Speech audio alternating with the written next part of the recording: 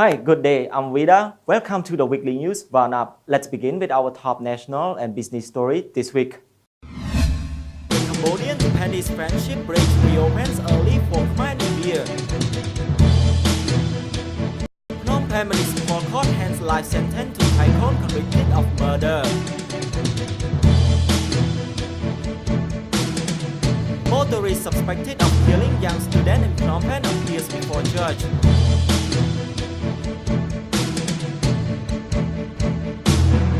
Private institution urge government to back Cambodia real over greenback.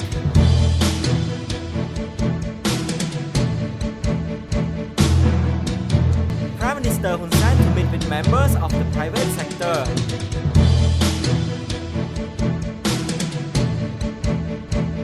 Cambodia repay 8% of its national debt.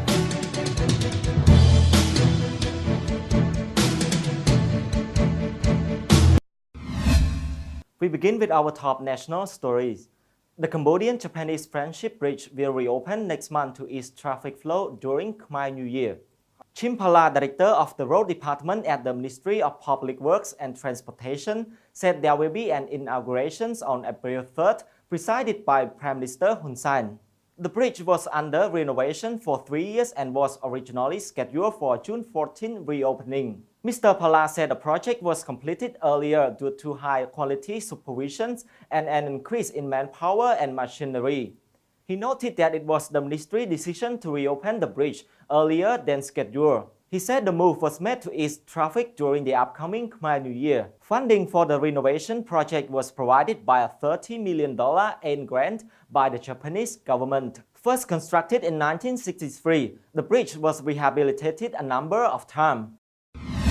Phnom Penh Municipal Court has sentenced property tycoon Thong Sarat and his bodyguards to life in prison for the murder of Ang Minh Chu in 2014. Mr. Sarat was convicted of initiating premeditated murder while bodyguards Sieng Vietnam, Mir Sambat, Cui Chamthol and Chun Petra were convicted of being accomplished to premeditated murder. According to court prosecutor Hing Bunthon, Mr. Vietnam and Lee Sao, a suspect who died of AIDS in 2016, confessed that Mr. Sarat was the mastermind behind the murder. He said that Mr. Sarat hired the man to kill Mr. Minh Chu with a promise of money and apartments. Mr. Sarat and his bodyguards denied being involved in the murder. His bodyguards told Khmer Times that they will appeal against the verdict. Mr. Sarat did not attend the trial due to an illness.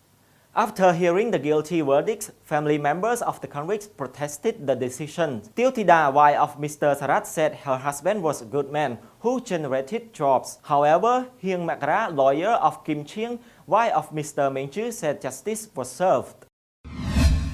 Police said a female driver suspected of killing a university student in Phnom Penh earlier this week has appeared before a judge. Miss Mana's father, Yin Gech, earlier this week admitted to police that it was his daughter who drove his SUV and crashed into scholarship recipient Dom Rida on Street 228. Municipal Police Chief Colonel Sam Kunthia said Mr. Gech signed a guarantee for his daughter to appear before police, noting that Mr. Gech assumed full responsibility for the incident. According to a police report, Miss Mana was allegedly driving with two other people in a speeding SUV when she hit Miss Rida.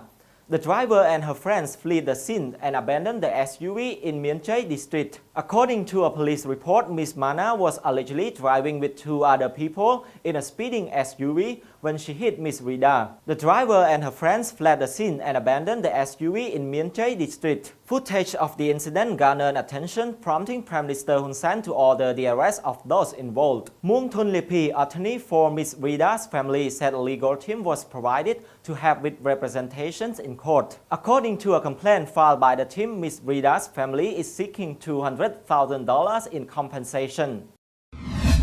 And on to our top business story this week. Private financial institutions have urged the government to rein in some banks which are still promoting the US dollar instead of real in rural areas, while the majority are pushing for more use of the national currency in the kingdom. The call was part of an initiative to increase the public's understanding on the importance of using the national currencies and to boost its circulations among people from all walks of life. Kia Boran, president of Cambodian Microfinance Association, said more financial institutions are disbursing and accepting real in the rural areas where earnings are based on national currency. He noted, however, there are still some institutions which are pushing for the use of US dollars in the rural areas so they can benefit from fluctuating exchange rate. Mr. Boran said while the US dollar is widely used in the urban areas, rural folk earn incomes in real and it is unfair for them to have service loans in US currency. He urged the government to provide a level playing field by getting all financial institutions to deal with real in rural areas. Chia Seray, National Bank of Cambodia Director General and Assistant Governor agreed. She said people should be made aware of the exchange rate risk when they service loans taken in US dollars. She urged financial institutions and banks to do more to educate and explain to customers about the advantage of dealing in real. NBC Deputy Governor Neil Chantana said while the use of real in the economy will help strengthen the efficiency of implementing monetary policy to manage foreign exchange rates. Prime Minister Hun Sen has attended the annual Government Private Sector Forum and met with investors to discuss their concerns. This year, GPSF, the 18th iteration, will add education, health and property and construction working groups atop 10 existing ones. The forum was established in 1999 at the behest of Mr. Hun Sen to provide a dialogue mechanism for consultation. Issues addressed at the forum range from long-range policy to the day-to-day operations of private companies. Wan Suieng, president of Garment Manufacturer Association in Cambodia, earlier this week said he will appreciate meeting Mr. Hun Sen. Mr. Suieng said government was expected to announce reform measures and new economic policy at the forum. 13 private sector representatives attended the forum to engage in dialogue with the government. Sun Chanthi, a member of the Cambodian Chamber of Commerce, said earlier this month that all the issues from the working groups have to be submitted to the Council for the Development of Cambodia for approval before they can be discussed at the forum. An official report has stated that the government has repaid $1.3 billion of its debt to development partners, roughly 8% of the country's external debt. In 25 years, the government signed concessional loan agreements to tune of $11.3 billion, the report issued by the Ministry of Economy and Finance says. The government disbursed $7.2 billion, about 64% of total money borrowed. Just over 87% was used to finance infrastructure projects, while approximately 13% was used for projects in other priority sectors. Transparency International Cambodia Executive Director Priep Kol told Khmer Times that debt must be managed with transparency and accountability. He said without accountability or transparency, much of the money borrowed is wasted, going to the pockets of corrupt officials. Chiem Yip, chairman of the Commission on Economy, Finance, Banking and Audit, said late last year that as the country's economy develops, the national budget grows larger every year.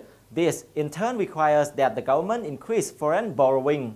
In bilateral terms, as of the end of last year, Cambodia had borrowed $4.6 billion from China, $1.6 billion from France, and $1.3 million from Japan, while just over $4 billion were borrowed from international institutions like the Asian Development Bank and the World Bank. This is all for this week. Join us again next time for another edition of the Weekly News Roundup. I'm Vida. Have a good weekend.